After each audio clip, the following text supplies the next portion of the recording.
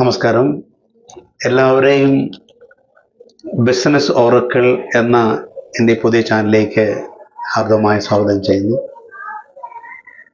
Business Oracle എന്ന് പറഞ്ഞാൽ oracles, ദൈവിക അരുളപ്പാടുകൾ, ബിസിനസ് സംബന്ധമായി ഉള്ള ദൈവിക അരുളപ്പാടുകൾ അഥവാ തിരുവചനം ബിസിനസ്സിനെ പറ്റി എന്ത് പറയുന്നു, നമ്മുടെ യേശു കർത്താവ് ബിസിനസ്സിനെ പറ്റി എന്ത് പറയുന്നു എന്നുള്ളതായ വിഷയങ്ങൾ ചർച്ച ചെയ്യാൻ ആഗ്രഹിക്കുന്നതായ ഒരു ചാനലാണ് ഇത്.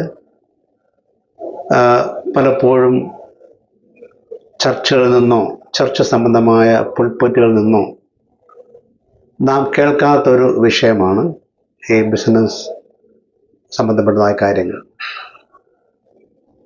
എന്നാൽ തിരുവചനം നാം വായിച്ചു നോക്കിയാൽ ഉൽപ്പത്തി പുസ്തകം മുതൽ ഇങ്ങോട്ട് ബിസിനസ്സിനെ പറ്റി വളരെ ആധികാരികമായി ദൈവം സംസാരിക്കുന്നുണ്ട്. ഓരോ വ്യക്തിയും ബിസിനസ് ചെയ്യണമെന്നുള്ളതാണ് ദൈവത്തിൻ്റെ ഹിതം എന്ന് ഞാൻ വിശ്വസിക്കുന്നു.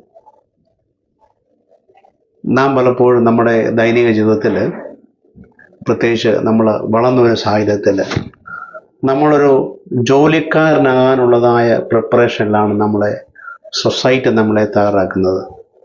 പഠിക്കുന്നത് തന്നെ നല്ല ജോലി കിട്ടാൻ വേണ്ടി. എന്നാൽ ജോലിയേക്കാളും ശ്രേഷ്ഠമായ കാര്യമാണ് ബിസിനസ് ചെയ്യണമെന്നുള്ളത്. തിരുവചനത്തിൽ നാം പഠിച്ചാൽ അനേക വാക്യങ്ങളെടുത്ത് എനിക്ക് സംസാരിക്കാൻ കഴിയും. ദൈവം അനുവദിച്ചാൽ വരുന്നതായ ദിവസങ്ങളിൽ ഓരോ വിഷയങ്ങൾ സംസാരിക്കാൻ ആഗ്രഹിക്കുകയാണ്.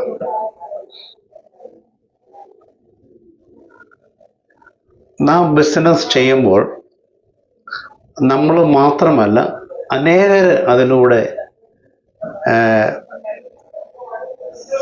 നന്മ പ്രാപിക്കുന്നു, ആശ്വാസം പ്രാപിക്കുന്നു, അനേകർക്ക് ബെനിഫിറ്റ്സ് ഉണ്ടാകാറുണ്ട്. നമ്മളിലൂടെ ആ ബെനിഫിറ്റ്സ് ലോകത്തിന് പകരണമെന്നാണ് ദൈവം ആഗ്രഹിക്കുന്നത്. നിങ്ങൾ ലോകത്തിൻ്റെ വെളിച്ചമാകുന്നു.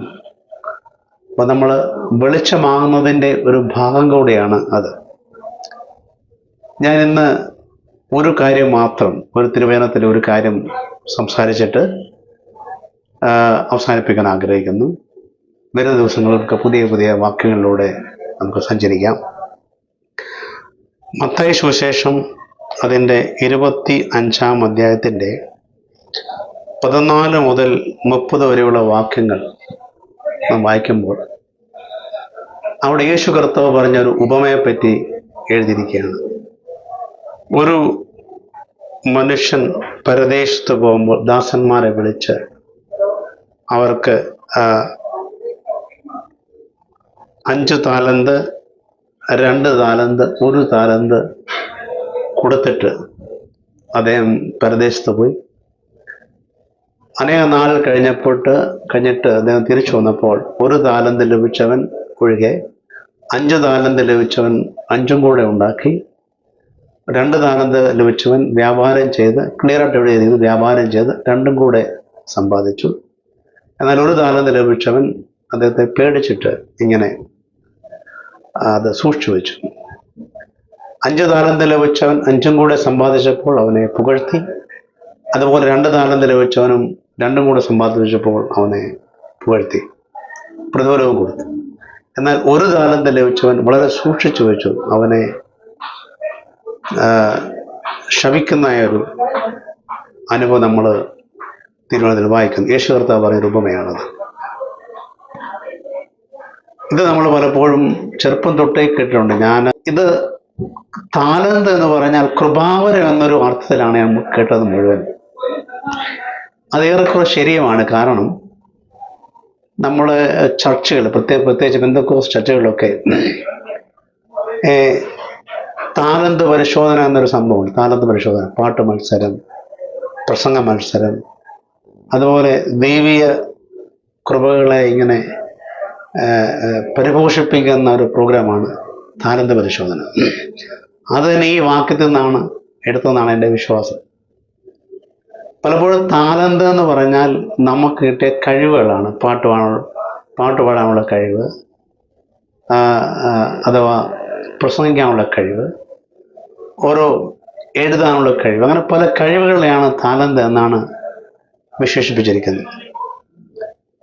പക്ഷെ നമ്മൾ സൂക്ഷിച്ചു പഠിച്ചാൽ ഈ യേശു കർത്താവ് ഈ ഭാഗം പറയുമ്പോൾ അതൊരു നമ്മുടെ കഴിവിനെ പറ്റിയല്ല പറയുന്നത്.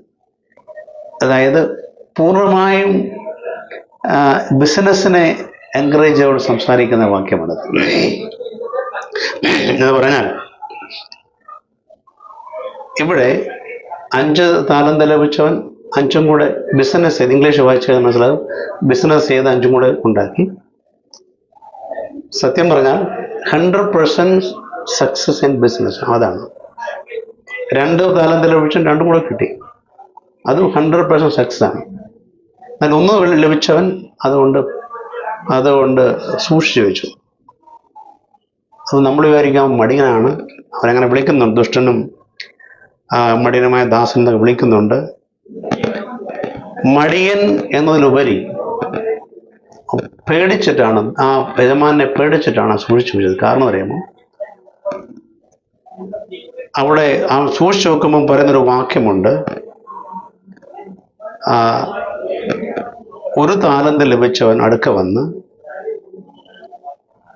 യജമാനെ നീ വിതയ്ക്കാത്തടത്ത് നിന്ന് കൊയ്യുകയും വിതറാത്തടത്ത് നിന്ന് ചേർക്കുകയും ചെയ്യുന്ന കഠിന മനുഷ്യൻ എന്ന് ഞാൻ അറിഞ്ഞു ഭയപ്പെട്ടു എന്നാണ്. അപ്പൊ നമ്മളതിന്റെ ബാക്ക്ഗ്രൗണ്ട് നോക്കിയാലേ, ഒരു സുപ്രഭാതത്തില് ഈ 2 താലന്തും 5 താലന്തും 1 താലന്തും കൊടുത്തിട്ട് പോയതൊന്നുമല്ല. ഈ ദാസന്മാരെ ഒരു പ്രത്യേക സമയം ഈ യജമാനൻ ട്രെയിൻ ചെയ്തിട്ടുണ്ട്. ഇവർ സ്ട്രിക്റ്റ് ആയിട്ട്, അതായത് കാര്യങ്ങൾ വളരെ കൃത്യതയോടും സ്ട്രിക്റ്റ് ആയിട്ടും ചെയ്യുന്ന ഒരു വ്യക്തിയായിരുന്നു ഈ യജമാനൻ. ഇതറിയാവുന്നതുകൊണ്ടാണ് 1 താലന്ത് ലഭിച്ചാൻ പേടിച്ചു. വിതയ്ക്കാത്തടത്ത് നിന്ന് കൊയ്യാൻ കഴിയുന്നവൻ വിതരാത്തടത്ത് നിന്ന് ചെറാൻ കഴിയുന്നതെന്ന് പറഞ്ഞു കഴിഞ്ഞാൽ, കടന്നുപോയി എങ്ങനെയാണ് ബിസിനസ് ചെയ്യേണ്ടതെന്ന് കൃത്യമായി പഠിപ്പിച്ചിട്ടാണ് ഈ 5 താലന്തും 2 താലന്തും 1 താലന്തും കൊടുത്തത്. ഇത് വളരെ സ്ട്രിക്റ്റ് ആണെന്ന് അറിഞ്ഞതുകൊണ്ട് പേടിച്ചിട്ടാണ് ഈ 1 താലന്ത് ലഭിച്ചും കൊണ്ട് സൂക്ഷിച്ചു വെച്ചത്. കേവലം മടിയനായത് മാത്രമല്ല, എങ്കിലും മടിയൻ നില വേറെ കിട്ടി. കൃത്യമായി പഠിപ്പിച്ചത് കൊണ്ട് 5 താലന്ത് ലഭിച്ചവൻ 5 കൂടെ സമ്പാദിച്ചു, 2 താലന്ത് ലഭിച്ചവൻ 2 കൂടെ സമ്പാദിച്ചു. That means 100% profit.